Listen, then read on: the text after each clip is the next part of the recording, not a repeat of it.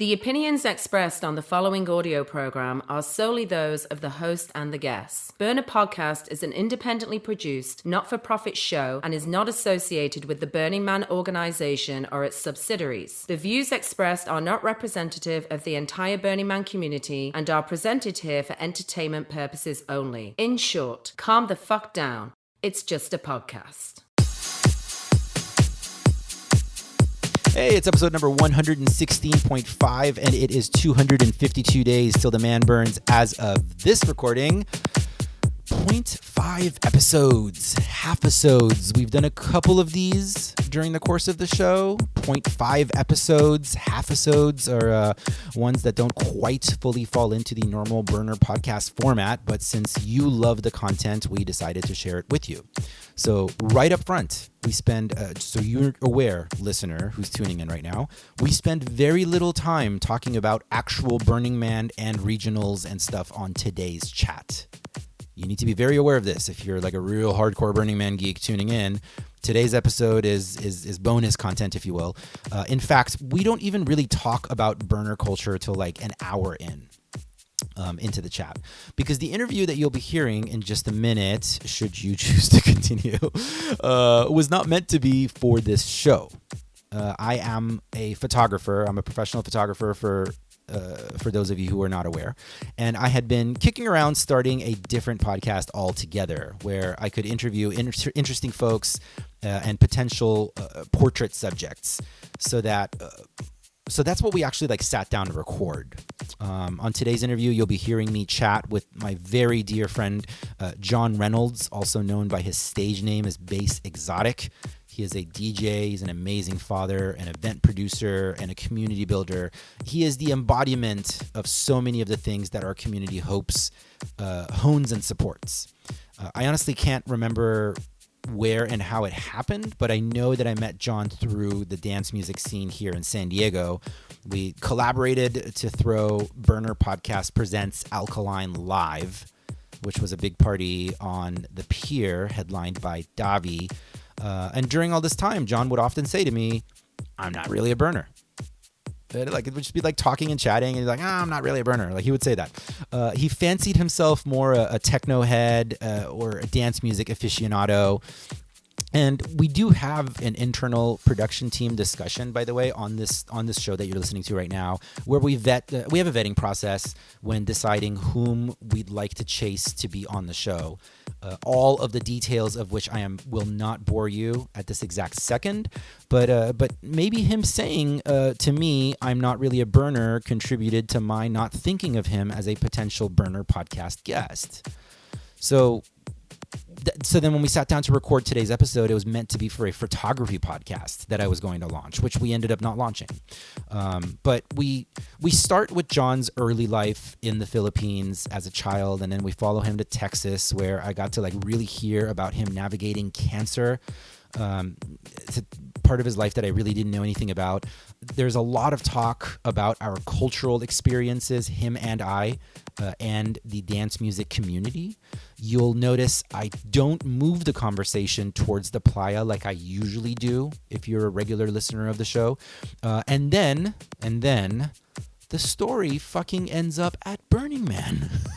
Like in the most poignant way. Like I remember thinking very, very clearly as we were recording, motherfucker, I was going out of my way to not do a Burner podcast, and this interview ends up being a fucking Burner podcast. So yeah, Burning Man's a major character on this episode, but this interview is much more of a very personal portrait of one Burner DJ's life journey and how he ends up at Burning Man.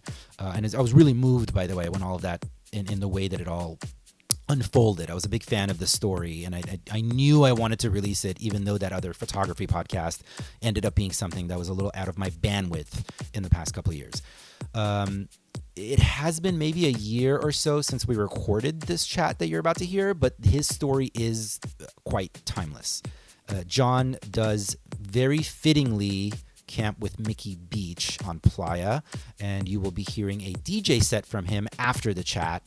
It's a Moroccan-infused tribal house masterpiece, which he played at my birthday party not this year, in 2019. My actual birthday's coming up in like 2 weeks. So I guess it's kind of fitting that we're releasing this now. John was throwing these little, much smaller, more intimate gatherings at that time last year around my birthday that he called Tribe. And since I know the guy throwing the party, I asked him to throw it during my birthday weekend. So the perks of knowing low people and high play this. JK, I mess with my friend John.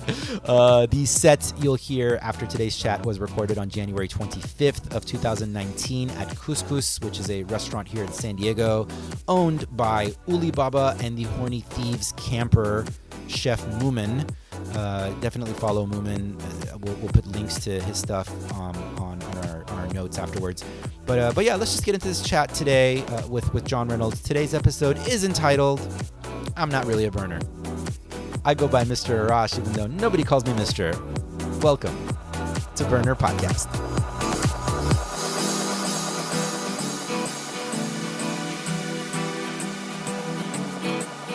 On the first part of the journey, I was looking at all the life. There were plants and birds and rocks and things. There were sand and hills and rain. The first thing I met was the fly with the bugs and the sky with no clouds. The heat was hot and the ground was dry, but the air was full of sound. I've been through the desert on a horse with no name. It felt good to be out of the rain. In the desert, you can't remember your name, because there ain't no one for the you get no name.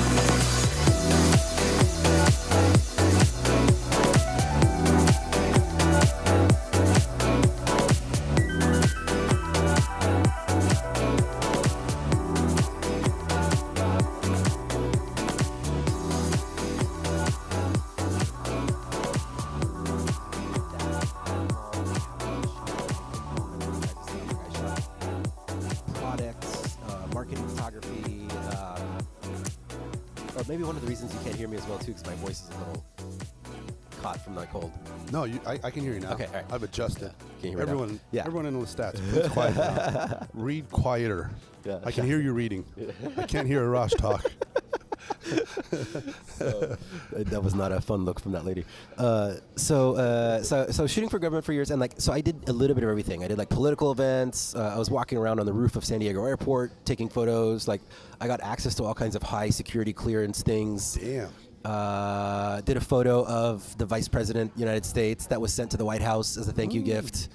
I've done a lot of stuff, and then I left my government employment in order to build my own photography clientele and do the kind of stuff that I really want to do. And that's how we've ended up here. Because what I really want to do is just like more elaborate, higher end commercial portrait and fashion stuff. And that involves a lot more production. And why am I here? You're here because you're going to be my first... you're going to be the first Male subject. model. You're going to be my first subject of like the real high-end portrait session that we're going to do. And what that process entails is that first I want to get a portrait of you without the camera. Cool. And that's what this is going to be. Copy that. I dig it. I dig it. Let's paint. Yeah. So, Bass Exotic, DJ, event producer, Yes.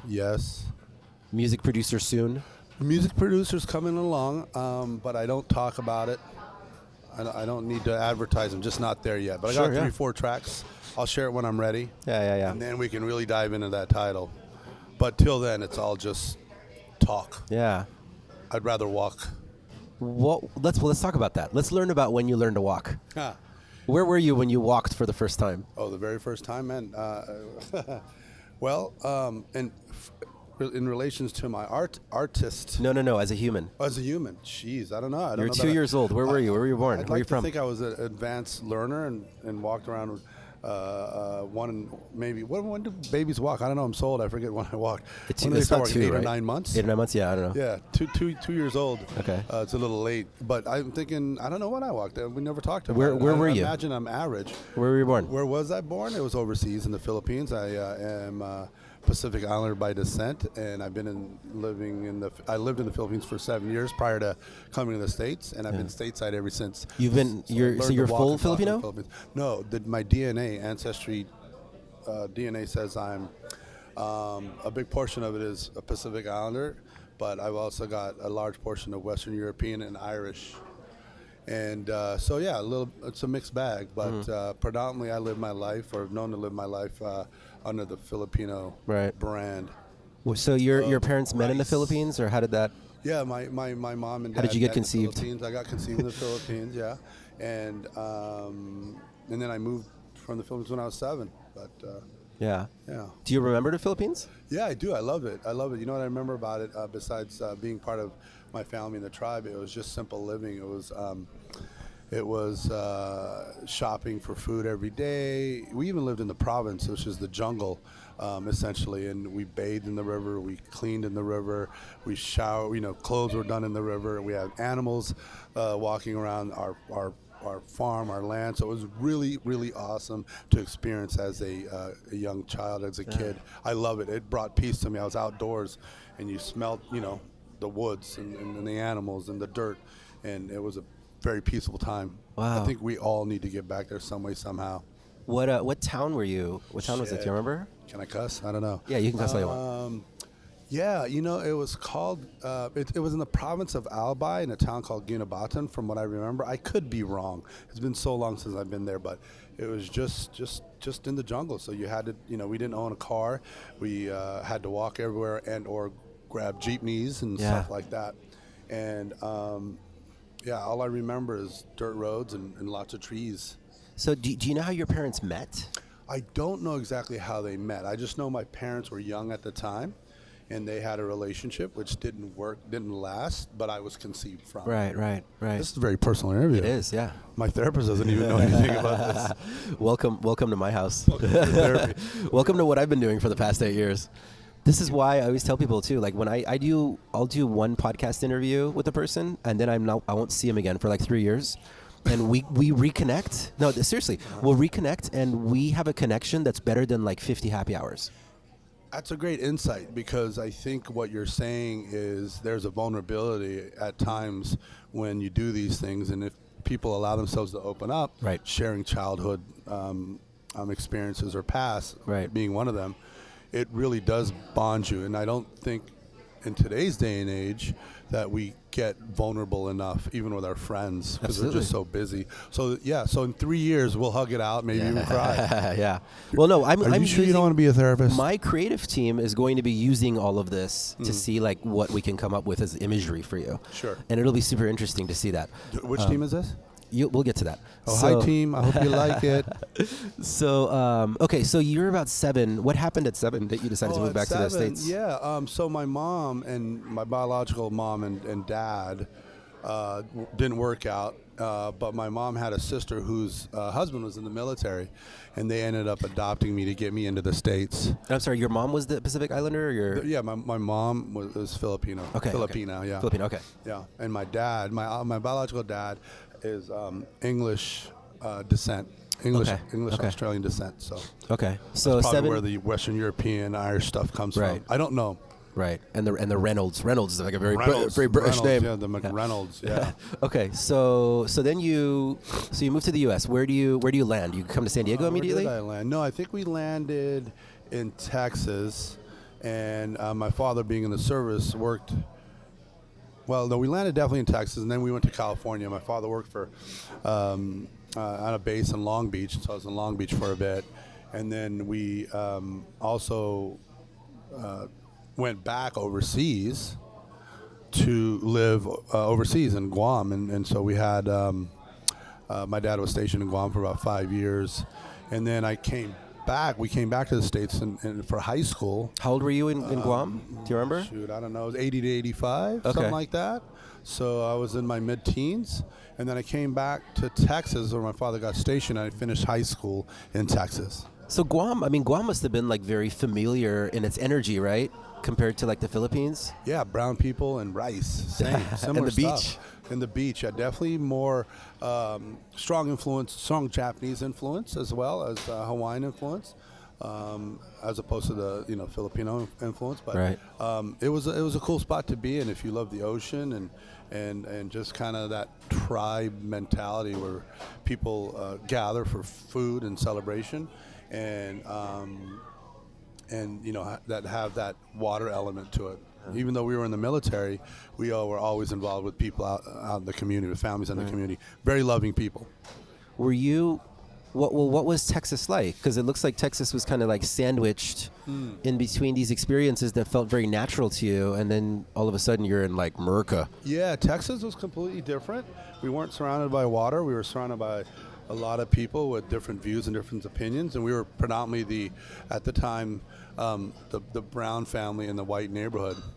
And the neighborhood had a very strong Bible culture and high school sport influence. And so that was my experience.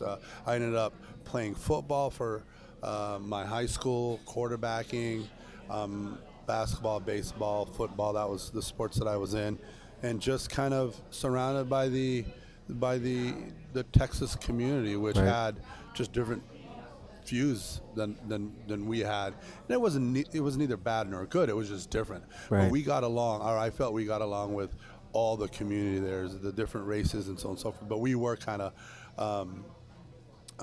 we were predominantly my mom and dad did well enough to be in the white neighborhood. They did Just well enough. Oh, just well enough. Okay. Yeah, 'Cause- that's a Dave Chappelle comment. Right, Actually, right. it's very funny. No, that's on point with what I was about to say, because I was thinking that maybe it would have been harder for you, that experience, if you didn't play football.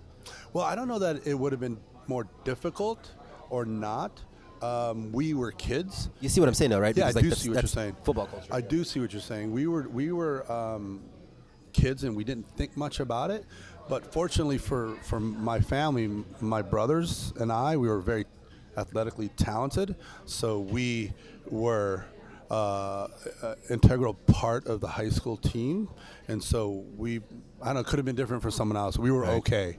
But there were times, mostly on a social platform, coupled in with biblical ties or religious ties, that things did happen, it did occur. Right. But, it's just kind of, for us at that time, it was part of life and it didn't hinder us in any way.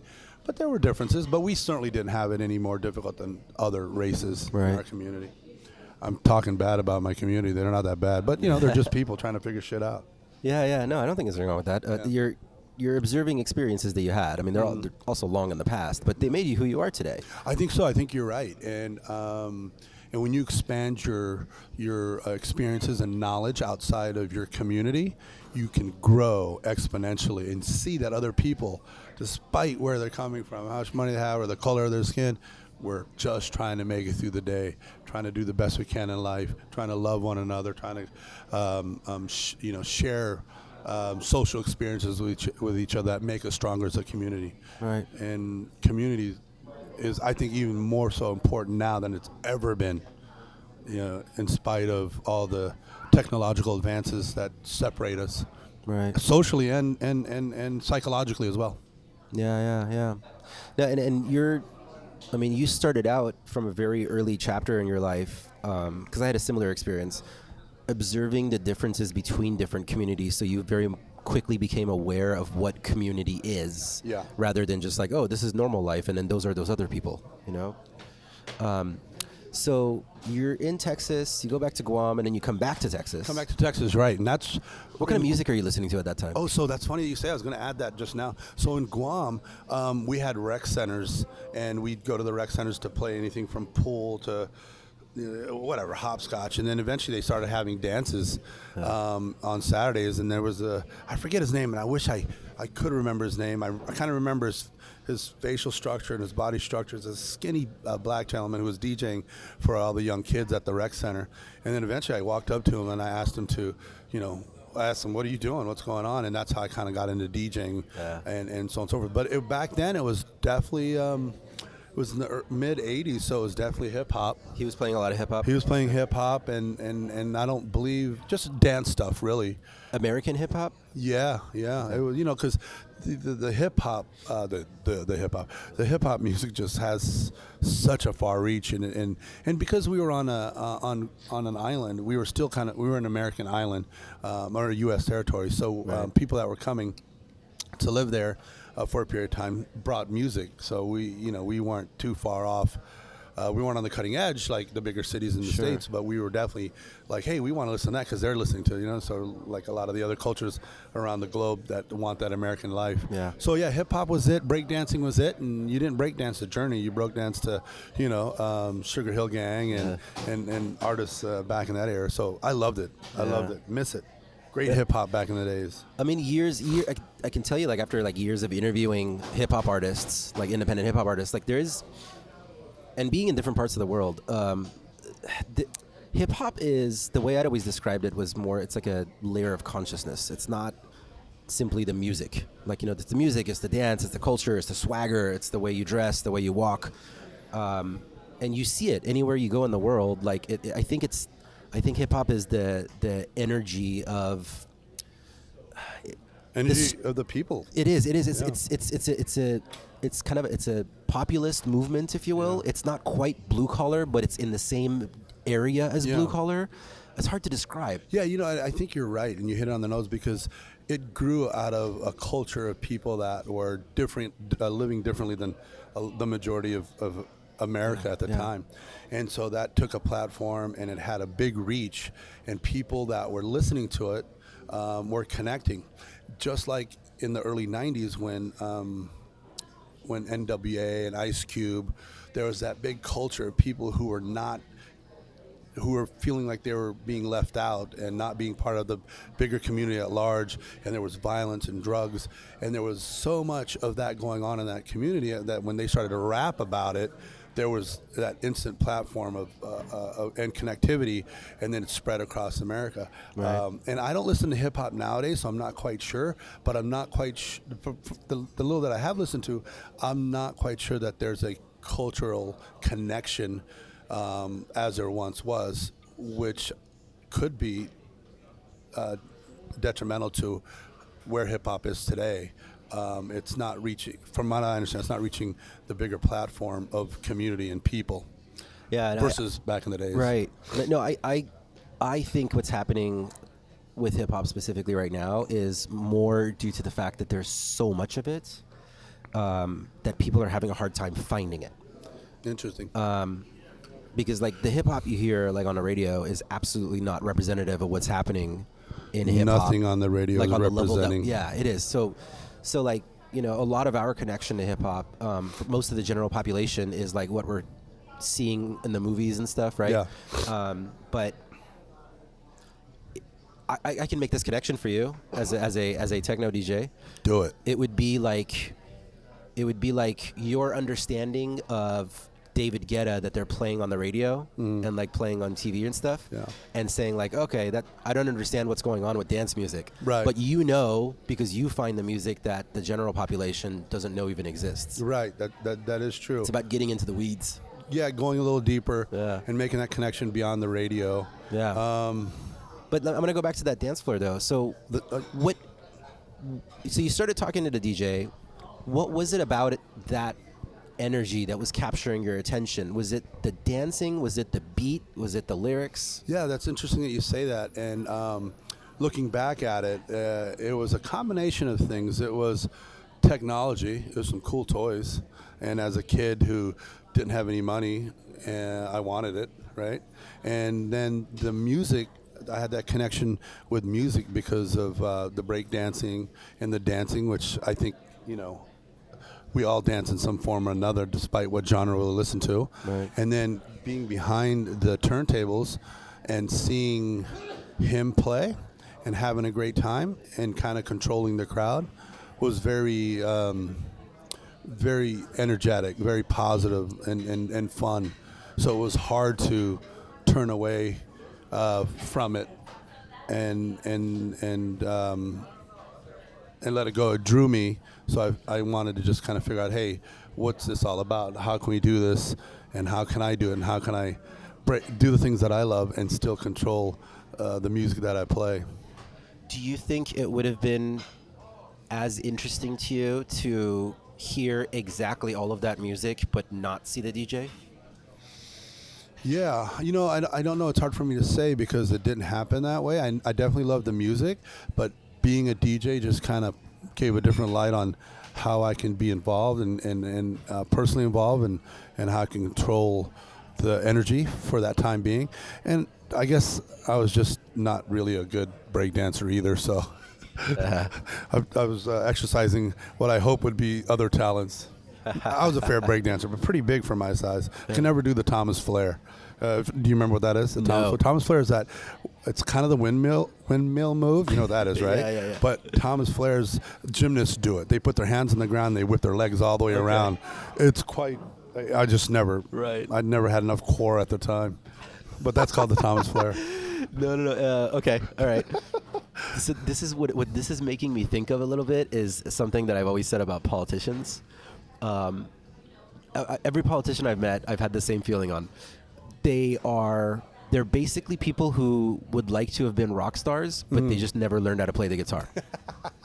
Interesting. So, That's funny. and I see that like every time, for all of us in a community, we look at how a thing is coming together, and we're like, well, I can't really do that, and I can't really do that, but I can do this other thing. Right. And that's what's drawing me in, and for you, the DJ drew you in. Yeah. You just expand on what you can do, and hopefully, with any luck, you'll put in the 20,000 plus hours in order to be decent or good at it. Oh yeah, no, I would have loved to have been a DJ if I could get the hand-eye coordination down. Totally. Well, there's not enough DJs. It's not too late. I know. Right? That's a real problem. They're hard to life. find. They're hard to find. No DJs anywhere. So you go up to him and you talk to him, and how does he respond? Yeah, Guys start chatting? man, that was so long ago, so I'm not exactly sure, but he was very open and positive and wanted to show it to me. He kind of just, the relationship didn't last too long, but he showed me enough to get started and let me play a little bit, and then from then on, I just started manipulating my parents to buy equipment. And What was your first piece of equipment? Do you remember? Shoot, I had my first piece of equipment. I don't recall, but it was definitely turntables or mixers or a mixer and turntable. I had to get them both because it just didn't make sense one without the other. And our deal was This is vinyl. Definitely vinyl.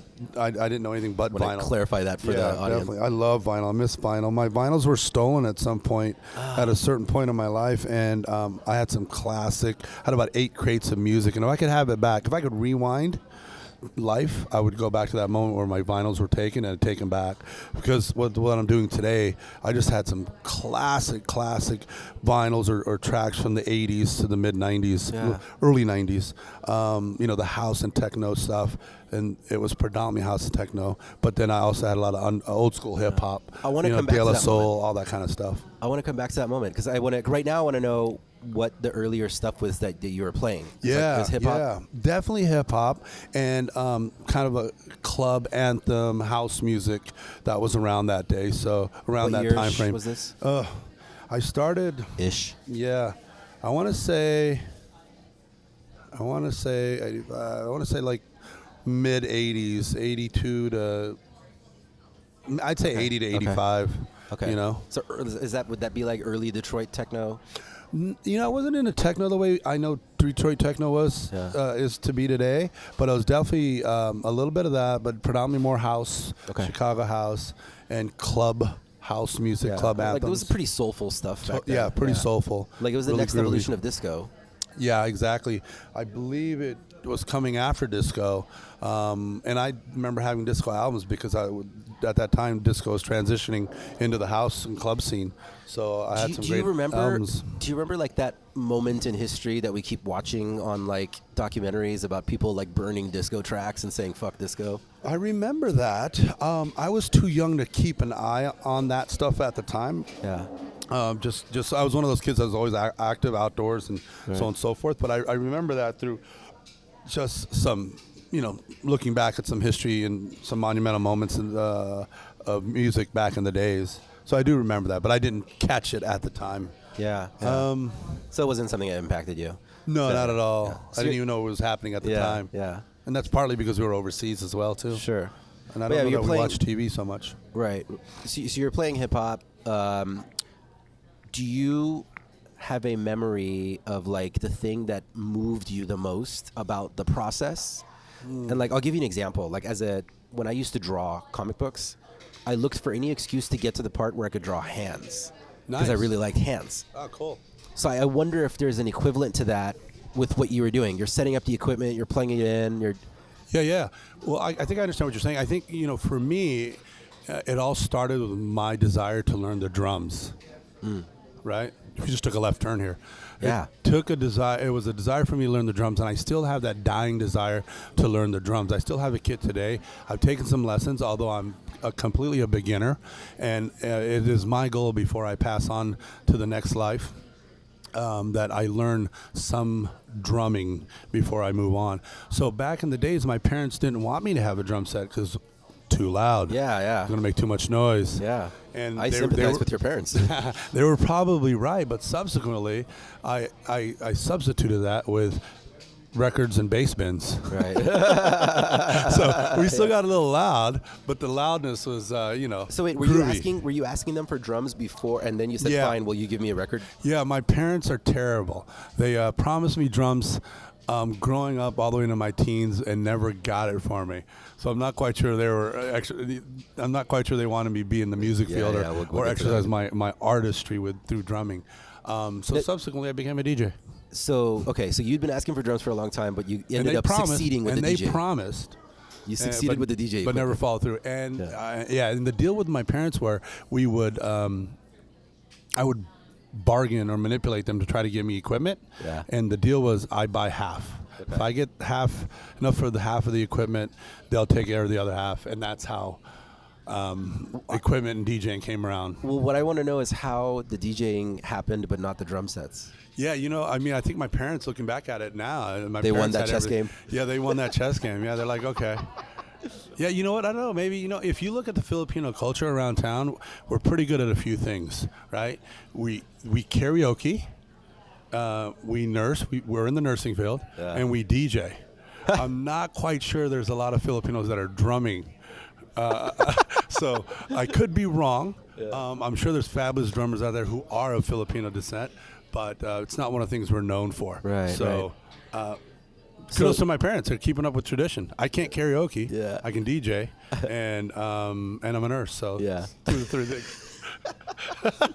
Two of the three things they've got right. So They may not have had control over it. It just might have been. yeah, That's just the way it is for it's just the way my shit people. played out.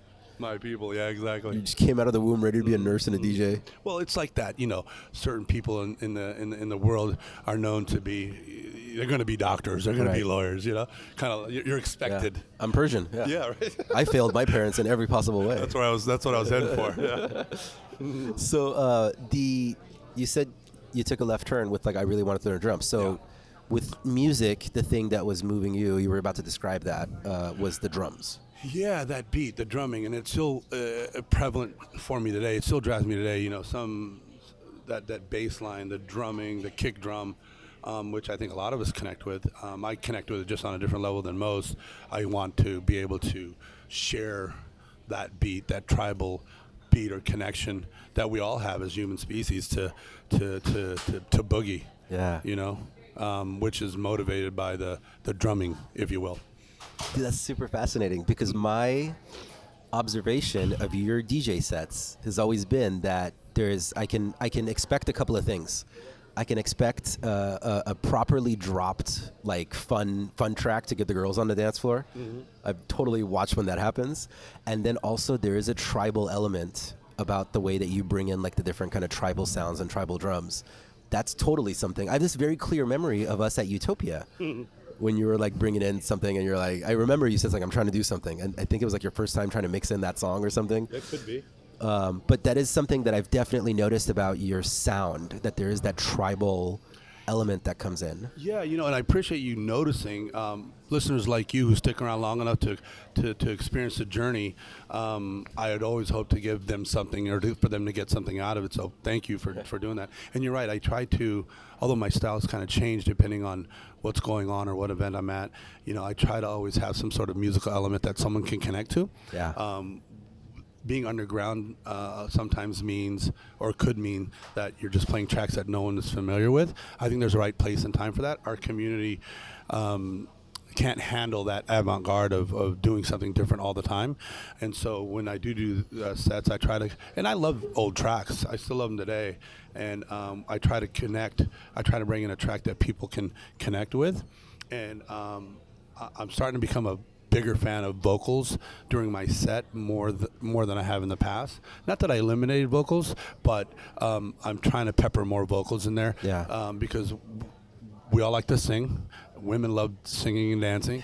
So that's another way for me to connect. And the other element of it is the tribal aspect, but also creating a journey through all those things that you mentioned.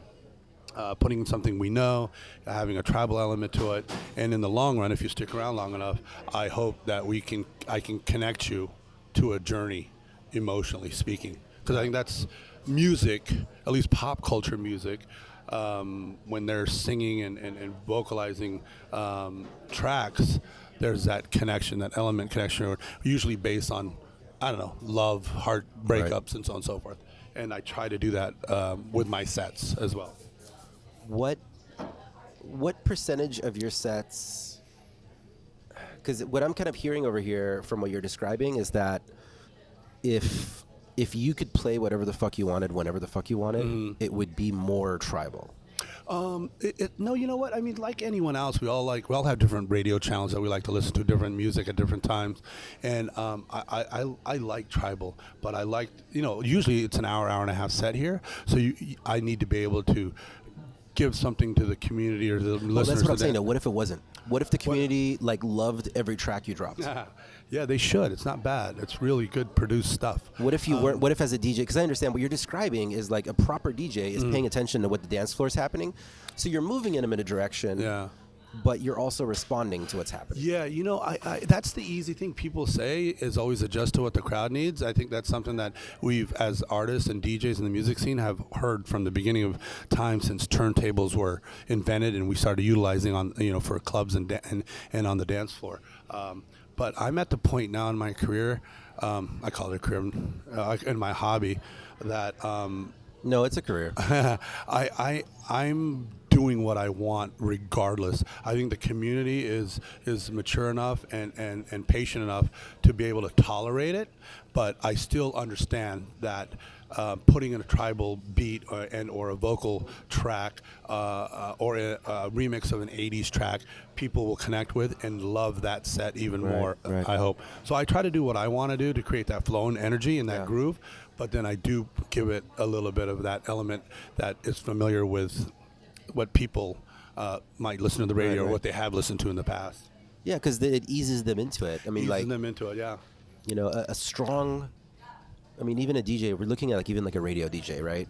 Back in the day when radio DJs were actually radio DJing and playing music, they would play songs that you wanted to hear, but then they're like, hey, you should check out this new track by this new artist you've never heard before. Yeah. And that was the role of the DJ, was to introduce you to new music on the radio. Yeah, it was definitely, and that was beautiful because that's kind of, we don't have all the technology that we have today back then. And so they had to do that, right? They had to let us know this is something new, check it out. Yeah. And it was always beautiful to be able to go to the store and go, yeah, I remember.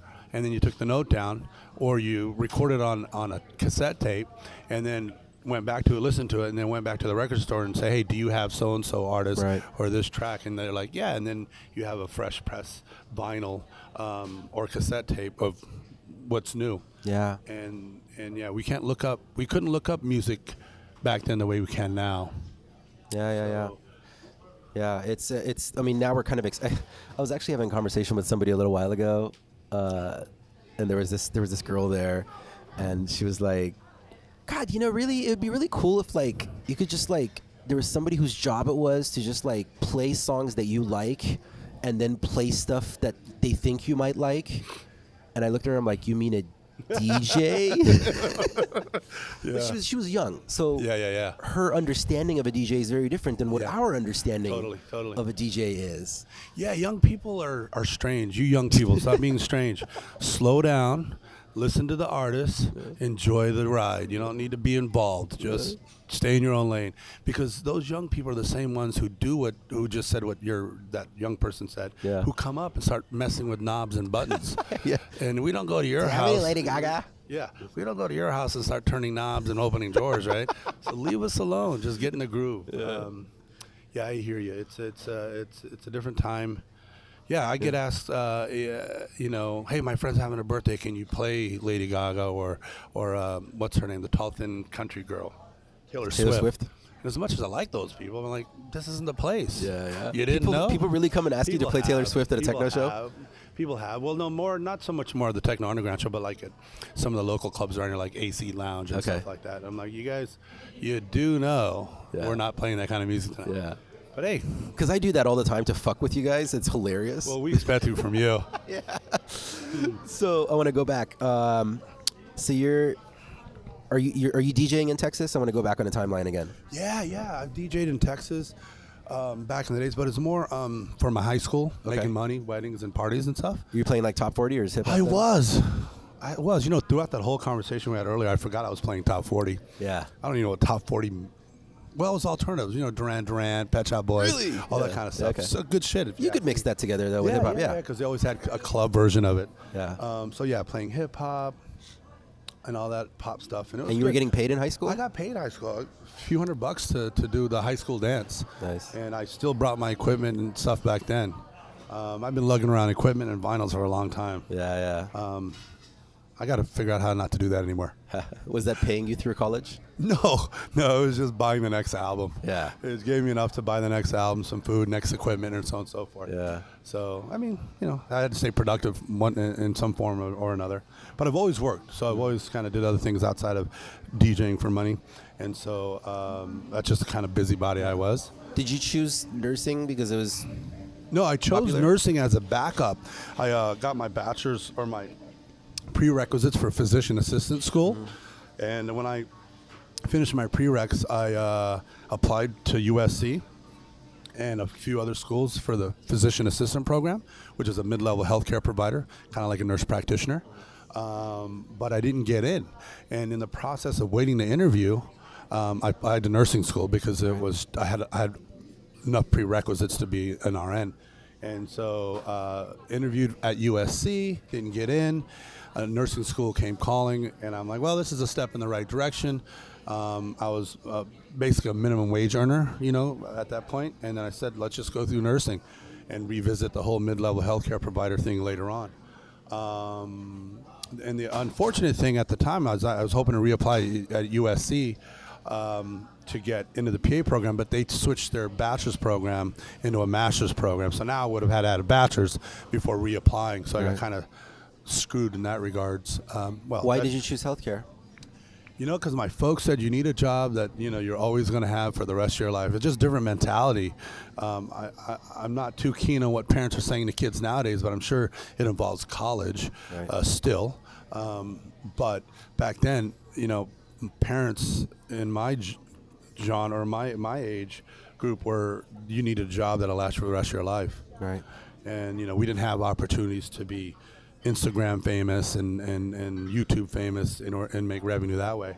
Do you think if you had come up in today's generation, you would have gone a very different route? I don't think about it because it's just kind of like playing fantasy football. It doesn't make a difference. Right. It's just fantasy. If I could have my way with it, I'd just be a dancer for Janet Jackson. Yeah. I can dig it. Yeah, go on tour and just boogie with Janet. Yeah. Yeah, That's but funny. knowing what I know now, it's a very interesting question. That, I don't know how it would be now. I think I'd like to think that I'd be just as tech savvy as a lot of these kids are, and be more cutting edge on being out there in the social media. But yeah, I don't know. I'm trying to grow my social media platform. However, I don't put too much eggs in that basket. I'm just going to do it as it comes and not and do it and get likes and followers organically and not so much purchasing Right. likes. I really don't give a shit about social media, to be quite honest with you. But it is a double-edged sword because of what I do. I have to be on it. No, let me tell you, dude. I watched the Fire Festival because you told me to. Oh yeah, the- that dude's fucked up. Well, it's fascinating that what I got out of that whole documentary was that basically it was a house of cards. They did the opposite. Instead of focusing on the work, they focused on the hype. Totally. So, and the hype is great. Like basically, it's like painting your house before you build the infrastructure. Exactly. It fell apart. Yeah. Whereas, like, if you have an amazing paint job after you've built the house, Yeah. absolutely, that's awesome. But they did it the other way around, and it fell apart. Yeah, if there's any investors out there that are willing to give me $28 million, I will focus on the work, Yeah. and then the hype will follow. Could you imagine the kind of hype they would have had? Oh, my God. They did the first event, right? Because it seemed that they had a pathway to a platform of festival success, and that was part of the hype. Dude, that Fire app was excellent. Oh, I didn't even see it. No. They talk about how like the festival came as a result of them trying to hype the app, Yeah. which was just a booking app, how to book celebrities. Oh, yeah, that's right. The app was excellent. The staff that was working for the app were dope. And then this festival started to happen, and it took over. Well, maybe that's something you should consider, because that app and that platform for the app, I imagine, still exists or needs to exist. It just it fell apart, so it just became toxic. Nobody wanted to touch it after the festival. Yeah, the other funny thing about that documentary, the guy, I get it, he was charming, he was a great salesman, but where the hell was the common sense with the people surrounding him? Dude, I know what it's like. It's people kept And they looking tried, at the other. they tried. Yeah, people They kept did looking try. at the other person next to them and be like, "Well, this person's legitimate, and this person's legitimate, and yeah. they say we're okay." Yeah. So I guess here we are. Yeah, sitting back here, armchair quarterback, I think, I could have done it differently in terms of like telling them what to do and what not to do. But you know what? If I was there, I probably would have got caught in the hype too. Dude, I've you know? been in situations like that Yeah. personally, when I'm looking around and I'm like, "What the fuck is going on over here? Am I the only one that's seeing that this is a disaster?" But thankfully, I'm in a different place in my life now. Right. Like now in our community, like we've gotten really good at not allowing that toxic energy in. Right. But it exists from time to time. It does, and always will. We're just I don't want to name people, but there are a couple of people I know Let's off the top of name my them. head who could easily become that kind of guy. Yeah. Well, I think if you're that kind of guy who wants fame and wants your ego stroked, you're in trouble. Yeah. Because the real people that know that carries a certain weight and can only take you so far are going to notice that right away. Yeah. Or should notice it, Yeah. right? And they won't surround themselves or work with those people. And so yeah, it's an expiration date, or maybe not. Doesn't really matter, right? I mean, they should have noticed that guy from the Fry Festival was doing the same thing, but he got $28 million worth of investors. So maybe I'm completely wrong looking back at white collar crime the way I know white collar crime to be. People are willing to get bamboozled, and there's always someone willing to bamboozle you. Yeah. So maybe I need to work more on bamboozling and getting my ego stroked. It's true. You suck at that. I do suck at it. Where are you after college? Where was I after college? Well, I came here, San Diego? San Diego to finish college. I started college back in the early '90s, and well, let me back up a little bit. In the early '90s, I was here. I was stationed here in the military. I joined the military for 4 years. Oh, really? Because I didn't know what I wanted to do, and I knew What branch? Navy. I did Navy, and I was in medicine. Really? Another reason for me to go into medicine, because I was familiar with it, and that it gave me a job security. Okay. But so I was here in the early '90s, and I wasn't part of the rave scene, but I was definitely part of the club, house, and techno scene here. And What was it like here? Oh, early '90s was great. First of all, you didn't have to pay for parking. You gotta love that, right? There was less bougie restaurants, and there wasn't really any clubs. There was just a few clubs that were going on. There was Where? Downtown, Where like were on 5th and 4th. There was like back in my days, there was Till the Cows Come Home in Geraldine's, which was where. What's that Irish bar we went to that one time? We found ourselves lost into. Henry? No, Yeah, was so it right Henry's? across the Yeah. street. I forget what it's called now. It's got a little rooftop opening or rooftop restaurant Okay. as well. But it was just right across the street, and it used to be called. It used to be called Kansas City Steakhouse. Okay. So back in the days in the early '90s, the club that was really just knocking it out of the park were two events just at that restaurant across the Irish pub where we were at Kansas City Barbecue or Steakhouse. Yeah. And it was Till the Cows Come Home in Geraldine. And it was wooden floors. It looked like a old Western saloon back in the days. Yeah. So wooden floors, big open spaces. And that was the Downtown Techno Club? House and Techno. Wow. 800 people every night for years. Wow. It was good. I think the guy's name is Robert Bloom. What night of the week? Friday and Saturday. It was called Kansas City Steakhouse? No, that was the restaurant. Okay. But the event promoters had Geraldine's over. Until the Cows Okay, Come Home gotcha. on Saturday, Gotcha. Friday and Saturday night. And they were charging, I don't remember what they were charging, but it was $10-20 to get in back then. And it was just going off the chain. Play School, I'm forgetting his name. I forget the guy's name who did all the raves, big raves back in the days. Killed me that I don't Here in remember San his name. Diego? Yeah, he's from Yeah. San Diego. Todd Zweig. Okay. SWIEG. He was another promoter that was putting on all the big raves. Yeah. And I got into his events a little bit. I just, for some reason, the timing. Attending or spinning? Attending very little. I didn't go to a lot of his events for no particular reason. I was just doing other things. But he was the other big promoter. You look him up on YouTube, you'll find documentaries. He's a big force back in the days. Really? He used to get, the city used to shut him down and keep an eye on him. But he did events at Qualcomm Stadium where, I don't know now, I mean 5, 10, 15, 20 rooms of music. No shit, He in the brought early in big 90s. artists like D-Light and who else? I mean, just so many other artists that was prominent back then. And that was the rave culture that I experienced on a very small level. See, I was still, I mean, I don't even know if I could, my English wasn't even quite right yet in the early 90s. But I feel like when I got into dance music here, I've always been into dance music since long before, but when I got into it here, I felt like basically it was like super tiny percentage of the population, mostly the gay crowd.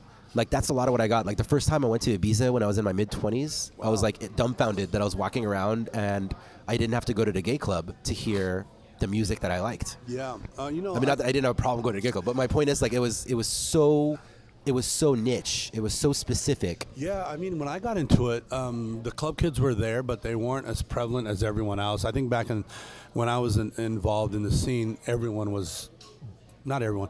Everyone who was looking for something different was doing it. It was the younger people, the little bit of the drug culture, a little bit of the club kid culture, but it was just something different. It was different than alternative. Right. It was different than grunge, and people could dance and do all their glow sticks and whistles and all that kind of stuff. I wasn't part of that scene as much as I was more of the club scene, the underground house, and techno. They also had Geraldine's and Till the Cows Come Home, two different events, one on Friday, one on Saturday. They had two rooms. One was house in one room, and then the underground small little basement was old school hip hop. It was amazing. We should bring that back. Interesting. Maybe I should throw a party with that. Well, that's an interesting observation. So house, techno, and hip hop came from the same family, and then at some point they split so far apart that it's hard to get the techno crowd into the hip hop crowd. Yeah, you mean like today, nowadays? Yeah. I don't know. Maybe across Europe, it may be difficult, but maybe we're longing for it. Maybe they're all longing for it. We just don't know. I'm telling you, as a person who's spent a lot of time in both environments, yeah, it's really fucking hard to get people from the hip hop scene into the techno scene, and it's really hard to get people from the techno scene into the hip hop scene. Interesting. Yeah, I mean, you know what? That's pretty true because I'm only listening to. Yeah, I don't listen to hip hop anymore. Yeah, no, it's a very different energy in the events, and I know this. I talked to Mikey Lyon a little bit about this when I interviewed him, because he also came from the hip hop background, and he was super into like the drums, same as you, and basically he just kept stripping away the parts of the songs. Mikey Lyon from Desert Hearts. Yeah, he's got a great hat. I love that feather.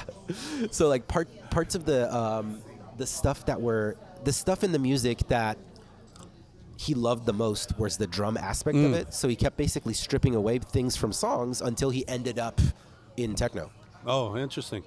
And I wonder if that was a similar thing with you, because you were into the drums and you kind of little by little stripping things away until you ended up with techno? Yeah, I mean, it's part of it's just when I grew up. I think I would say, from what I know now, it's definitely the drums. And hip hop had more drumming back in the days. With some of the Grandmaster Flash, Sugar Hill, and all those guys. It was just more of a drum element than there are today, or that there are or was I guess in the 90s. So Well, I mean, they called it boom bap. It hit harder back then. Yeah. Boom bap, hip hop. Yeah, I'm not quite sure, but the kick drum moves a lot of us, including myself. So. Yeah. So after college, you're here. What did I do after Finished college? military? Yeah, well, I was here. No, I didn't go to college right away. Okay. I went to the military first, and then I went to college afterwards. I was doing events downtown, and I had restaurateurs give me money to bring people to the restaurants and do events. And I was quite fortunate to have that kind of relationship with. Dance music events? Yeah. Okay. Yeah, so I did How old were very you? little. 21, 22. You were 21, 22 in downtown San Diego, and you were basically doing what you were doing now. I wasn't very successful at it. I was starting, but we did some fun events and had some crowd. But What made you want to start it? it's just that connection of wanting to be a DJ and playing. Back then, it was more prevalent than college, or it was more of a desire than college, and so on and so forth. I was trying to give it a shot. That's how we thought. I want to try to be a DJ. What's that all about? Knew nothing about it in retrospect, but I got on that path. I tried to figure it out, and then So just for clarification here, so you want to spin, but you also you want to do so you weren't, because some DJs would just go after trying to get booked. But Right. you didn't do that. And that's a funny thing, because I ask myself that every day, because I'm not every day, but I ask myself that nowadays, because I could sit back and just say, no more events, concentrate on on producing and get that part of my resume filled. But for some reason, I'm falling back into throwing events. So I'm not quite sure if that's direct relation to liking to throw events or just being a doer. Right. Make sense? I don't want to wait for other You don't people. want to wait for somebody else to do it. Yeah. Nowadays, throwing events is a positive thing to getting booked. Producing music is a positive thing to getting booked. But I'll tell you this, there's a lot of people who are producing but aren't playing. Right. Because they're either not doing or can't do events on their own, don't have the network, or they just don't have the time. Right. So there's more. I think there's more producers. There's definitely a lot more producers than people throwing events. It's not easy to throw events, and you need the proper network. Sometimes you need financing, and you need the right community to go, hey, we like him and we like what he's doing. Let's support him. So the events in downtown, they were. Oh, so my events downtown were fun, but they didn't get anywhere. And then I was starting to toy with the idea with, I better go to college, just in case this DJ thing didn't work out. And so that's where my path started to take me, is to college. And I had to go back to Texas to go to college because I could get a cheaper in-state tuition than I could out-of-state. And so I decided I was going to go to college, stop throwing events. But my partners that own the restaurant were like, why don't you throw events in Texas? And I'm like, what are you talking about? I'm like, we'll give you some money, try to figure it out, and just pay us back. So I went back to Texas to go to college and to try to throw events, and I did both. My first event in College Station, I lived in a town called Bryan, which is right next to College Station. College Station is the town where Texas A&M University. Yeah. So Texas A&M University is an agriculture college, and I was never into Texas culture per se. Right. I was always kind of the kid that skateboarded, BMX, and did DJing stuff. So I was a little What bit town different. were you in? College Station. College. It's Okay, two okay. towns right next to each other. It's College Station or Bryan. Bryan, either you know it or you don't, but people at large know College Station more. What's the closest big city we'd know? Okay, so it sat between three big cities: Houston, Dallas, and Austin. Interesting. Okay. So kind of in the middle. If you could picture those as a triangle. Yeah. I was just in the middle. So an hour to Houston, an hour to Austin, 2 hours to Dallas. And there were scenes in either of those cities too, because there's scenes everywhere. Right. And so I started going to college, started doing the events there, but then life kicked me right in the nuts. I got sick. I got diagnosed with cancer in my early 20s, so everything came to a halt. How old were you? Just 21, 22. You were 22. You went back to, and that's when it hit you. Burning the candles at both ends. No particular reason. The medical staff told me, we don't know why you got it, but you're probably just too stressed out. And it's kind of funny because I never thought of myself being stressed at the time. Like I see kids nowadays in their early 20s who can't handle shit. And I was never stressed in the sense of like, you can't handle it. Yeah. I was stressed in the sense of like, I was working for the police department as a dispatcher.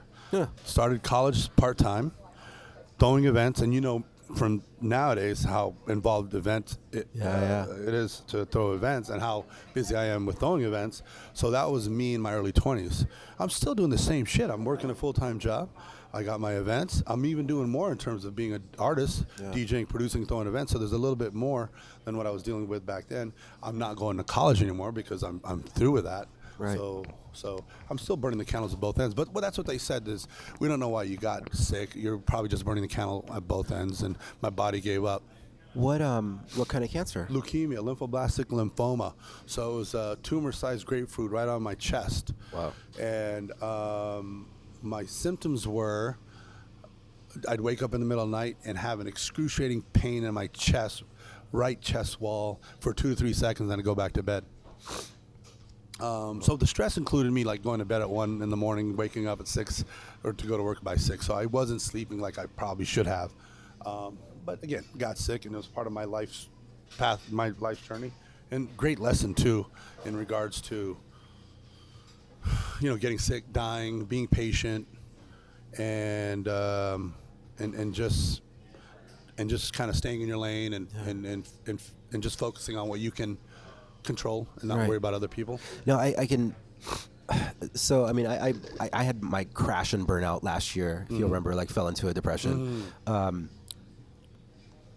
I also felt like I was on top of the world when I was achieving what I was achieving, and I was like an execution machine. Right. But what you're describing kind of just resonated with me, because I also got I didn't get cancer, but I kind of got sick, basically, because my mind was thinking, oh, I'm good, but my body was like, whoa, bro. Yeah. So there was a disconnect there between what our bodies could handle. Yeah, I think for me, and it's probably not just, it's probably shared amongst all of us young people who have a drive to do something. And in your 20s, you're going out and having a good time, and then you're also trying to, go to school or figure out where your career path is, and you can have some security and some longevity, and we just go. Right. But we forget, just because we're youthful and we can tolerate, our body can tolerate more stress, we got to stop and slow down and take it easy and get some rest and get some sleep. Yeah. Very, very, very, very important. That certainly wasn't my goal to learn that. I was just kind of going at it. I wanted to make something of myself, and I was at that age, finished high school, now trying to go to college and trying to get a career. Yeah. And live comfortably. I just wasn't patient enough, if I had to say anything. That's common amongst all of us. Right. We want it now. We want it all now. And things just take time. So I really envy people that I see who are young and mature enough to do what they want and not get overly excited, not spend a lot of money on material bullshit, and live their dream, per se. Like, I have friends who are like, hey, I'm going to be a DJ. I'm moving to Germany. I'm moving to Ibiza. They're not buying rims and fucking 12-inch subs to put in their car, and they're patient, and they're doing what they need to do to cultivate their career path, in this case, being a DJ. Right. Right now, when you described getting sick, it was very almost as a matter of fact. But what was it like at that time when you got the diagnosis? It was nuts. I mean, I didn't really know the impact of it at that time, and how it was all going to be. But it was rough. It was 8 cycles of chemo. Nearly died twice. What do you mean nearly died twice? Yeah, nearly died twice. So chemotherapy kills all the cells in your body, and that's the thing with cancer. And you get diagnosed with cancer, they give you medication that's toxic to kill the cancer, but it's also toxic to everything else in your body. Right. So I had 8 cycles of chemo over the course of a year, and in that process, what would happen is I'd get treatment for 2 to 5 days, go home a week later, I would bottom out, Were you staying with your parents? Yeah, I was staying with my parents, and I would bottom out, and my cells would just tank.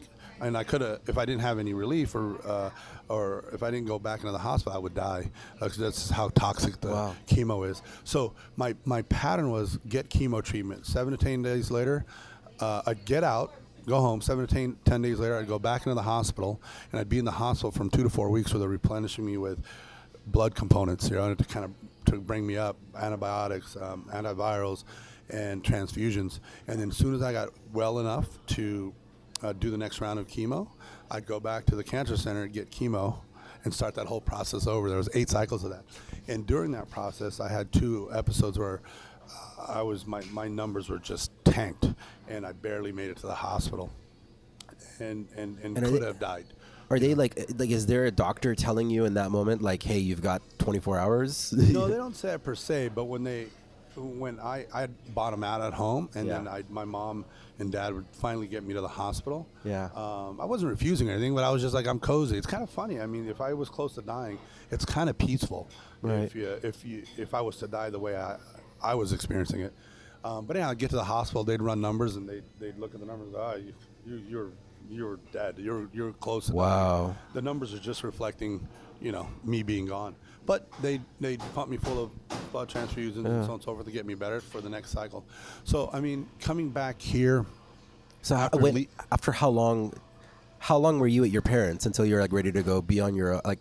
So I was pretty strong. I was there for about a year, and as soon as I knew I had finished my cycle, or even before do they call that remission? I don't know. They call it remission 6 weeks after I got started chemo. Okay. Yeah, so I'm not growing the cancer anymore. I'm in remission, and then they just continued treatment was to eliminate anything possible coming back.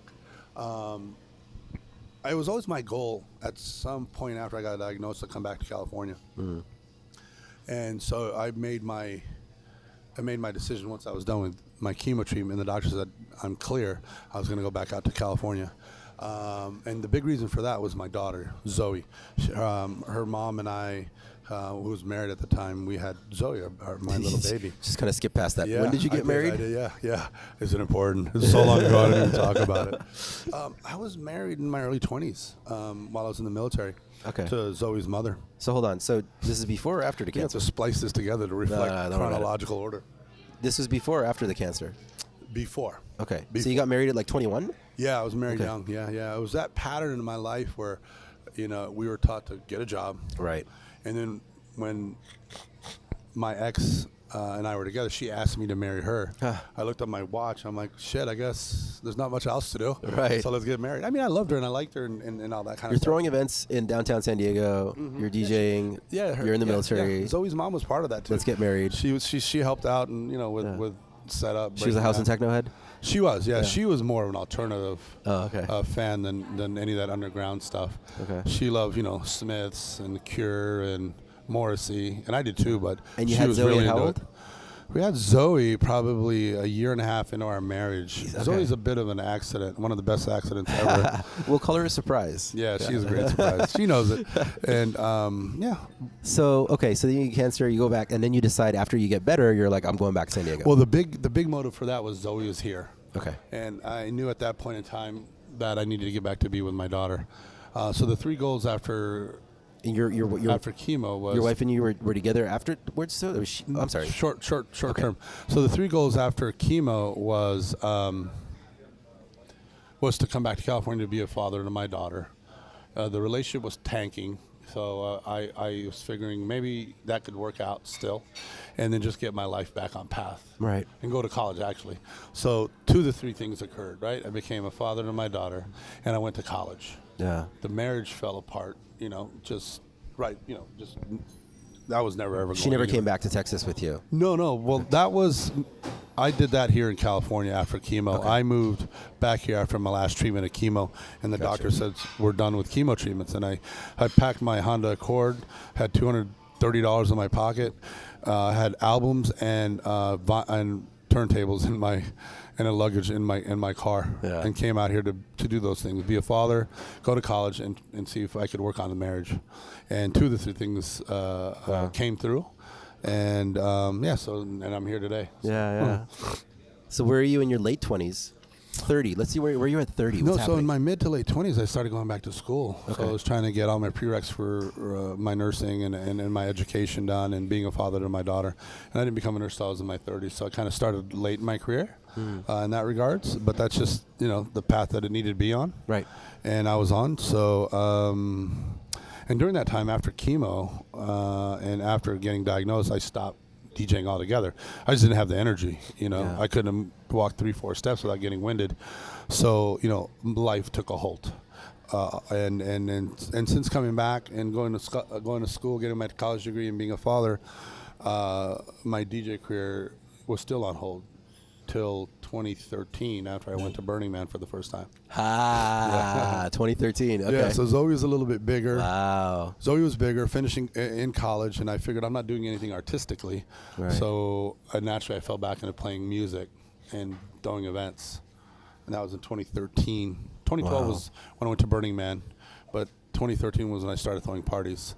Interesting. And now it's 2019, and I'm still doing parties. So you have this like calmness about you about the work is what I'm just going to call it, the work. What you need to do to like pay the mortgage, pay the rent, pay for the equipment, yada yada. You have this energy about you, which like now that I know that your story, it makes a lot of sense.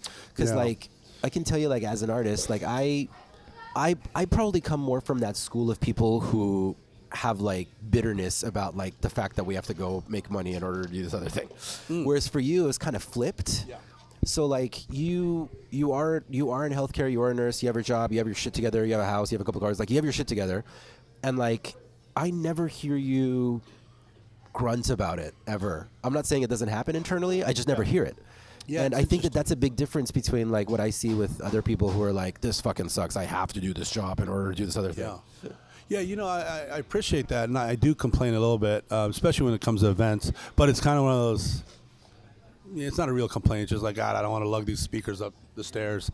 And what I mean is like about like the fact that you're working. Like, what you're a I nurse, think you're- I do realize is that I try to keep everything in perspective, and I go through the ups and downs like everyone else does. With where am I at in life? Is this where I want to be? What do I want to do?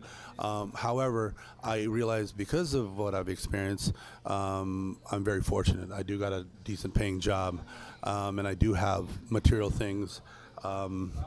And so when things come up or there's obstacles or things don't go my way, I just kind of summarize it to be like a rafting trip, a river trip.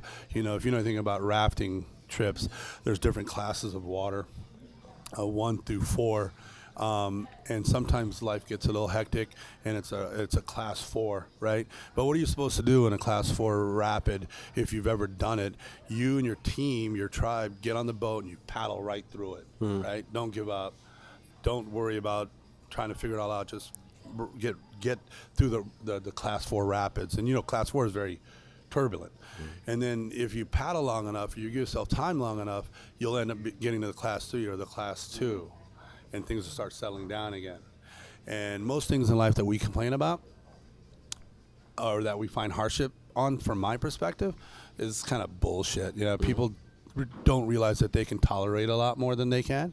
And I realize with my experience that I can, and that things will pass as long as I have the attitude that says that I want it to pass. I don't try to dwell in things too long, and therefore get stuck in that tide pool of negativity. I just try to keep paddling forward. Yeah. I guess it's a good thing, but it can also be seen at sometimes a little too chill. But nothing gets you don't done if you're ruminate. too chill, or if you're bitching and moaning all the time. You just got to do the work. Yeah. Yeah. So I saw this That's meme. beautiful. I saw this meme not too long ago, and it was 3 lines. One of the lines was haters. If I remember, there's a line, and there was a sign that said haters, and behind that sign was a bunch of people, right? Yeah. And then there was another sign that had talkers on it. And that line was just as long as the line of haters. And then there was another sign that said doers, and no one was behind that line. They were just getting it done. You know what I mean? Yeah. That's kind of my mentality. Even though I'm not saying it's easy, please don't equate that to being easy. It just at some point you just got to do it. Right. You know, Right. If you want to do something bad enough, you got to do it. That's kind of like what I'm doing with my DJ. Yeah. Is create events, create the money, take the risk, start doing production.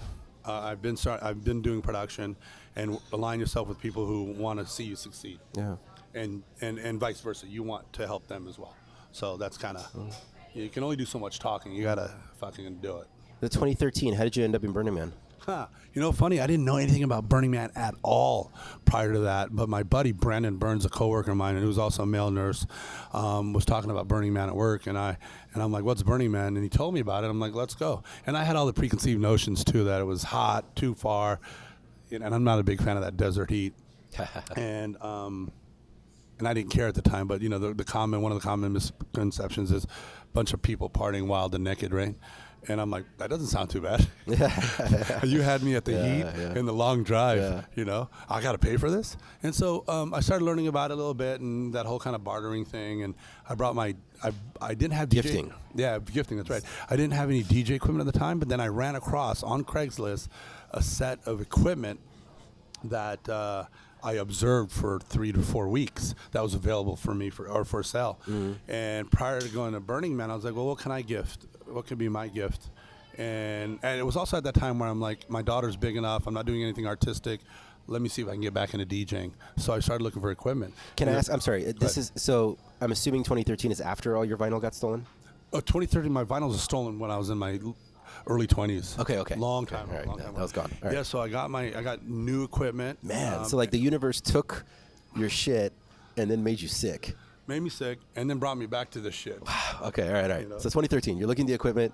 I'm looking for equipment on Craigslist, and there was a beautiful equipment that was available, and I watched that for a few weeks. I'm like, listen, if that equipment is still here in a couple weeks, I'm going to buy it. And I knew I was going to Burning Man, so I was also trying to figure out what I could gift, and so music was my thought. And it all lined up. Went to Burning Man. That equipment was still for sale. I bought it, and I took it out to Burning Man to gift music at that time. And that's kind of how getting back into DJing and doing events started. So that was 2012. And then 2013, the summer 2013, I started doing events here in San Diego at the Kava Lounge. Hold on. Tell me about Burning Man for a second. Oh, Burning Man. What Burning was Man. it? It was basically what got you back into music was the sense of like, what can I gift? And if it wasn't for what can I that, gift? How can I be involved in an artistic endeavor? fascinating. And so that's, and then Who did you camp with? Oh, I didn't. We had who was our camp at the time?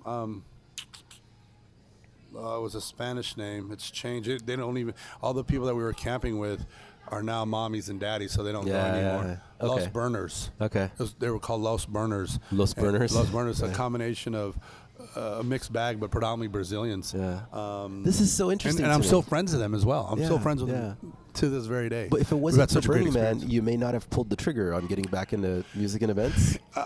Yeah, I think so. It definitely was a catalyst. It definitely showed me what's going on out there that I missed out. Because I was gone for 15, 20 years.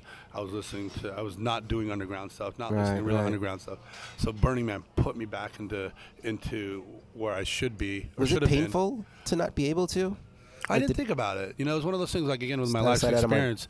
It was You were a just- nurse and a dad. Yeah, nurse and a dad, and I was an athlete playing Yeah. sports and stuff like that. And I still do all that: nurse, athlete, dad. Yeah. Now I just throwing DJing and event Right. making. Right. Yeah. Okay. So Burning Man was fantastic. I still, I experienced so many great things that first time around. The community aspect of it, the art aspect of it, the music, and the mutant vehicles. It just blew my mind. Yeah. But I would tell you, me going last year, I've been 4 years now.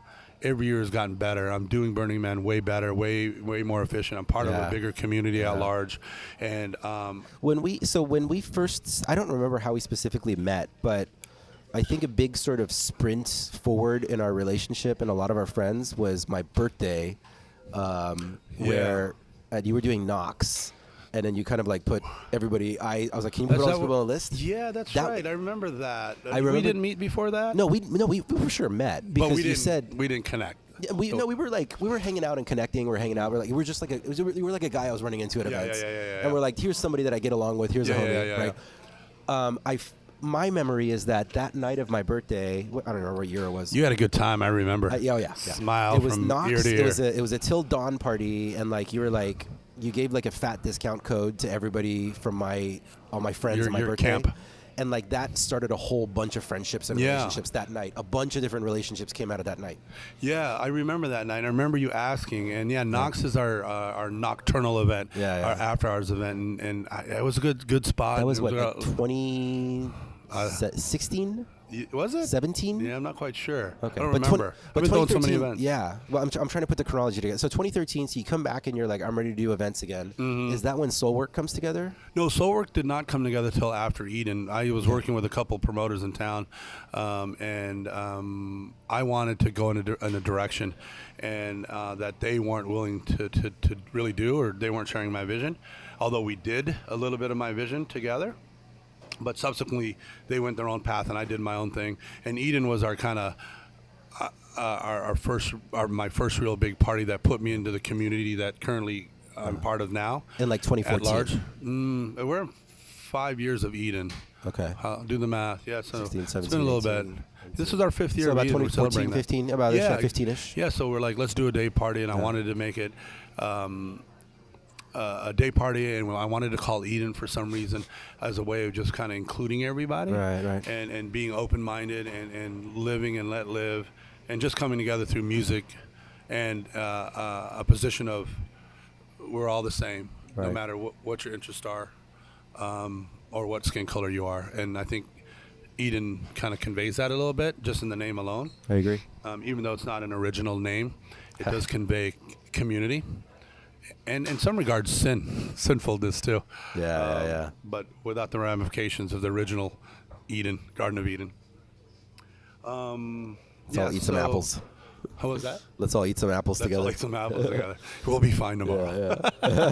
We'll be fine on Tuesday. We'll be fine. Yeah, so subsequently, and then the Knox came around as a way to tell people we were partying late, and that's when I met you and met a lot of other friends. When did Soulwork conceive? Soulwork came about. So in the beginning, we didn't have a label that kind of umbrellaed all of our events, and Eden was just a party. Right. So it came, I think, a couple years after Eden was started. I needed a name that kind of resonated to who I thought I was or what I wanted to be, and showcase to the community, and be our label per se, not our event name, but just our label. And I needed something that was digestible. Yeah. And to me, it doesn't really necessarily say it's a party or an event. Right. You know, I it agree. can mean a lot of things for a lot of people. So Soulwork came up for whatever reason. I don't really remember how or what, but I just knew that if I had to describe today, it is kind of my work. It's the soul. It's the work of my soul, in the sense of like it's something that does make me happy. And it doesn't pay well. Yeah. So if you have an event or you're doing something that makes you happy and doesn't pay well, that's part of your soul telling you, that this is where you need to be. Soulwork, the name makes me think of the energy of like, kind of like more like that soulful house music. Like it does sound like day party. It sounds. You're right. I think it conveys that kind of energy. Like it feels like it's something like it almost has a hint of disco in it.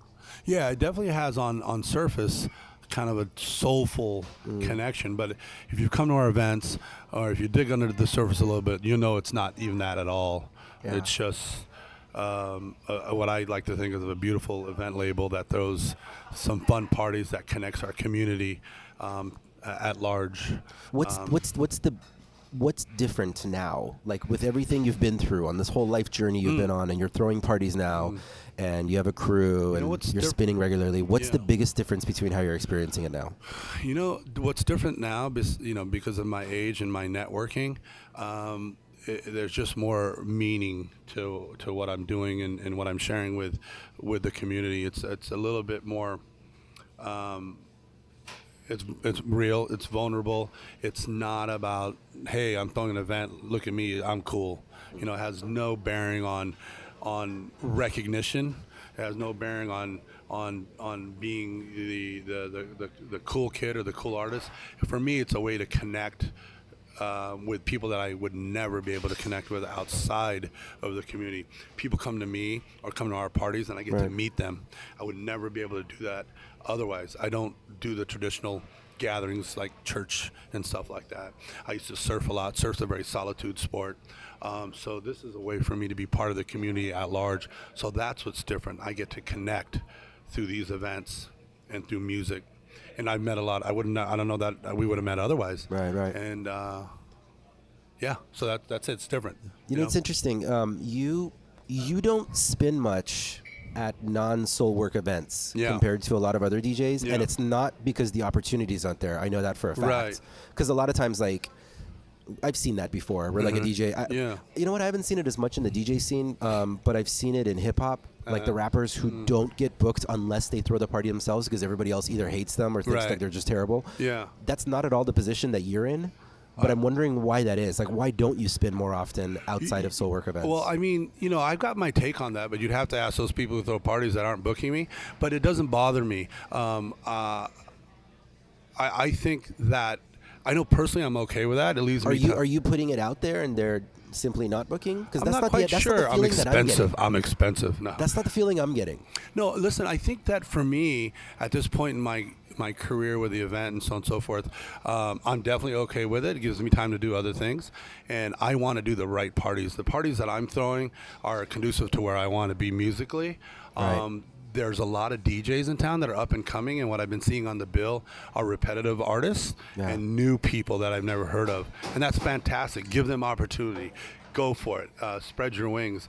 But in my experience, I want to be booked for the right event, right party, or for friends that care about me and I care about them. And those events, I guess, you know, in the last 5 years I've DJ'd a lot. No, you've spun quite a few different things. Yeah. What I'm saying is that this is what it feels like to me. Mm-hmm. There was a time that if your music wasn't getting played on the radio, it's because you hadn't made it yet, right? Yeah. Like, that's the way it was seen. Yeah. And like anything you did until you got played on the radio was like a hobby. Right. That has changed. Right. In this generation, that's no longer the case. Right. In fact, I have tons of artists that I know of personally who are massively successful, who are touring the world, don't give a fuck about ever getting played on the radio. Right. That's just not even a part of the conversation. What I'm saying is that, like, with you, I've seen you spin in multiple, like, different events and stuff, even festivals. New Year's Eve you're spinning and things. But you, like, the animal that you are, the animal that Bass Exotic is, you, like you're describing, you prefer to spin at your own event because it's the thing that you've catered. For you, it's deeply interconnected. Just like your first influence was the guy, the DJ at that event. Right. Your experience is not just, I want to play music, I don't care where it's happening. For Right. you is, I want to play music in this environment with this energy because Right. this is what I like to Yeah. do. It's all part of the same art, Yeah. if you will. Well, you know, I've been DJing for the last 5 years, and I've done a lot around town, and so, you know, I've kind of been there in that pathway. So there's new up and comers that are getting their turn, and that's fantastic. And I'm not quite sure what other promoters or other clubs are wanting or seeing. I wonder if part of it's like an age thing too. Like you're a I disregard the age thing because in terms of successful DJs and artists, at least in my world that I see, these are adults in the 40s, early 50s that are, well, younger as well, but are grown people, not so much young people. There's a lot of young people out there, and they're willing to do whatever they need to do to get on the bill. Yeah. I'm okay with not playing all the time. Yeah. And I Like, want that's what I'm asking. quality over quantity. Right. That's what I'm Yeah. asking. So, like, right Yeah. now, like, if we get you booking in LA and they're like, all right, John, gonna need you to drive up Tuesday night. We're gonna pay you $50. Yeah. That's a long trip. Are you for gonna be like, $50. nah, fuck that? It depends who the promoters are, and, Yeah. and if I think we can have a long-term relationship, Right. and that's what I'm cultivating and want to cultivate as well. You're more selective. It's not that I'm more selective per se, Yeah. but I want to help people that align with my views and align with the parties that Sure. I'm throwing. And I mean, I can DJ tomorrow, no one will remember. Yeah. You know, I want to make a bigger impact, and by way of doing that, it's throwing some quality events and lining myself up with people who Yeah. do the same thing. So it's just a different position, different avenue. And I'm way too busy to DJ every other night Right. or every other weekend. I've done it. And I'm at the point in my life, like I'm trying to round out my resume and my production Yeah. stuff, trying to get my events. Like that's the thing. Like event experience better. Right. Your role as DJ versus event producer is completely synergistic. It's completely connected. Yeah, definitely. And like, no, because it's the same thing with me in photography. Like, there are the photographers around town, you know them, that like you see are always walking around with their camera. You rarely see me with my camera. Right. Because like I'm like, when I'm gonna shoot something, a lot more energy goes into it. There's planning, there's execution. Yeah. This thing we're doing right now, Right. this is a part of a photo shoot. Sure, yeah. So we're very similar in that regard. So you're right. I want to have time to do things like this as they come up. I'm also trying to make a bigger, I've always pushed soul work in the events. I'm now this year trying to push a little bit more of the Base Exotic brand, and I'm more conscious of that. I just started a radio show with the first episode, second episode coming up soon. Not DJing around town all the time and not getting booked and getting paid $50 to $100, I'm okay with that. Yeah. What I'm hoping to do is just widen my brand, my artistic brand, and try to keep up with the Soulwork brand. Yeah. So my art, I couldn't do it all right. So my artist brand took a little bit of a hit. I don't really push it because I'm not that kind of guy. I don't want to brag. I'm Base Exotic. You either know who I am or you're not. And if you don't, that's cool. I can live with that. But I want you to know Soulwork. Yeah, so Soulwork builds, Base Exotic should build. Right. But I am taking a more conscious effort and approach to building Base Exotic and putting that in your face. That's why I started Music is for Mankind That's interesting. radio show. Yeah. And my goal to that is to put some mixes up and also to showcase my friends who also mix and kind of give them a little bit of love. But don't be mistaken, it's to get more likes for my Base Exotic page. Well, hopefully we can help with that. Yeah, and it's not that I care for it per se, but it's just what's being done in today's world. Right. Right. Wow, that's beautiful. Yeah. Cool, man. Thank you. That was a long about an hour podcast. and a Let's half. do it again. It's about an hour and a I half. think we messed up a Hour lot. and a half is about what I found is like the proper podcast length. Yeah. I did a podcast with Wes Smith, and on air live podcast. You know Wes Smith? Yeah. Wes Smith, Yeah. super nice guy. Kind of lined up with our intelligence and our maturity level. And he's been in the game for a long time. I'm very fortunate to be able to do these things with you guys. So even though I'm not getting booked all the time with these different promoters, the people in my mind that matter are still knocking at the door. Right. You know what I mean? Right. So. No, Thank you, I get it. thank you. It's- Dude, it's the same thing with me in photography. Like there's been quite a bit. There's been a lot of things that afterwards I've heard from people. Like they're like, we wish we could have called you about it, but I'm like, yeah, it's not in my wheelhouse. Like I don't want to be at every event with my camera. Me neither. I like that it's I'm putting like specific intentional energy on Yeah. it. That's more interesting to me. Yeah. And you know what? Thank God, because there's like a gajillion photographers and DJs out there, and we can all have our own lane and Yeah. crush it. Totally, yeah. Stay in your own lane. Keep doing what you do. Don't worry about other people. And everybody move each other forward. That's a big Everybody thing. move each other forward. Yeah, community. Yeah. Let's do it together. Yeah. And if you succeed, be happy for the other person. We're not all gonna make it, but guess what? Let's just keep moving forward.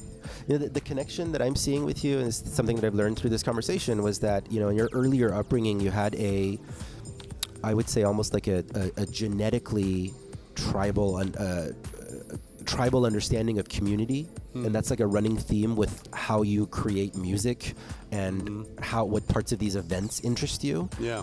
Like when you were when we were talking about the tribal part of music, I've always felt long before, like I as far back as I can remember, I've always felt that like modern day techno and house music is no different than 1,000 years ago being in the jungle with a rhythmic tribal pattern and us dancing around the fire a few thousand years ago, dancing around the fire together, possibly having ingested some sort of a hallucinogenic substance or not, or getting into a trance state based on that dance. Yeah. It's no different. It's the same Yeah, shit. it's our sapien root. Yeah. And I think it connects us on a very subconscious level and on a genetic level, like you say. And I haven't met anyone dancing at any of these events that I've been to having a bad time. Yeah. there's people who've gone overboard with stuff. Right. And but for the most part, everyone else Yeah. is having a great time dancing. So let's keep doing that. Let's. Well, it's super hopeful that at your events there's always a nurse present. Off duty, handle your shit. Cool. I love it, man. Dope, Thank man. you for the Thanks, time. John. Thank you. Thank you. I love you. Looking Love forward you to too. it. Cheers. Later. You can't see the handshake, but we did. Handshake.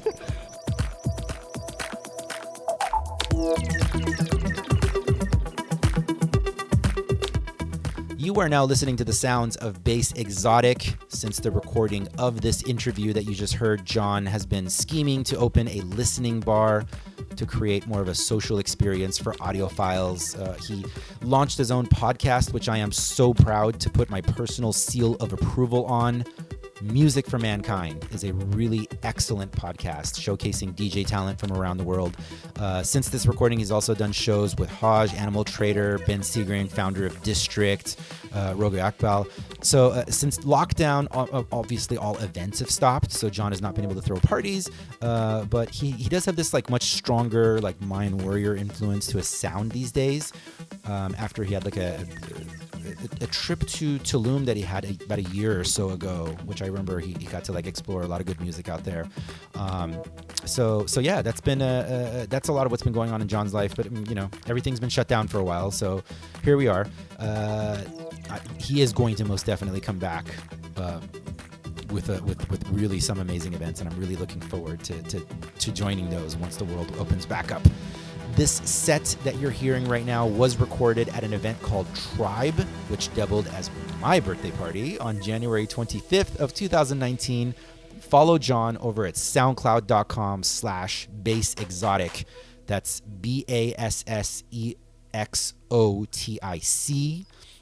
And you can join his list over there, and make sure there's links over there to his podcast, Music for Mankind, which I love. You should totally listen to.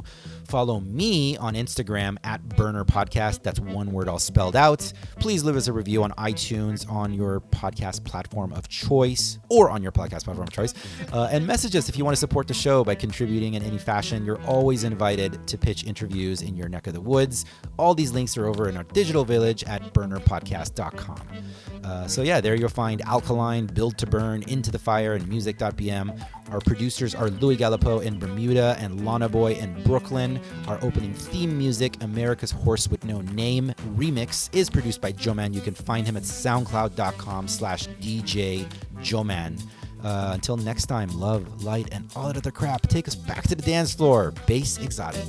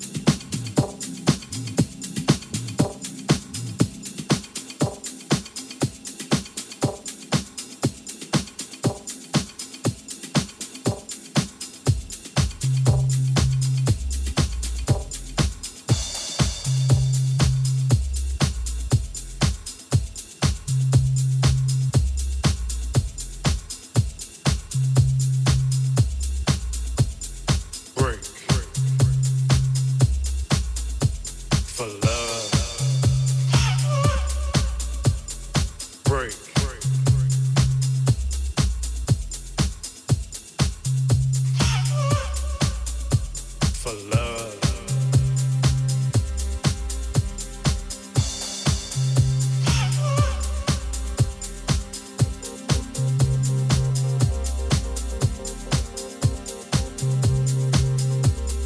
Baby, don't you worry. I want to be the man that you want me to be.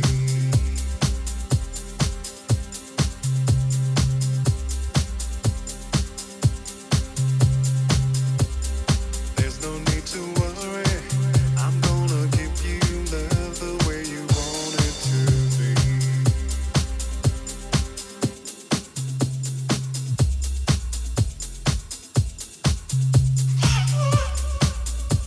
I'll be there every morning, baby, to hold you tight.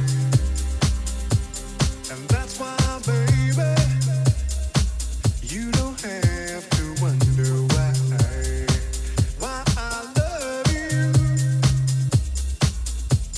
I need you. Got to have you. I need you. Oh, right now.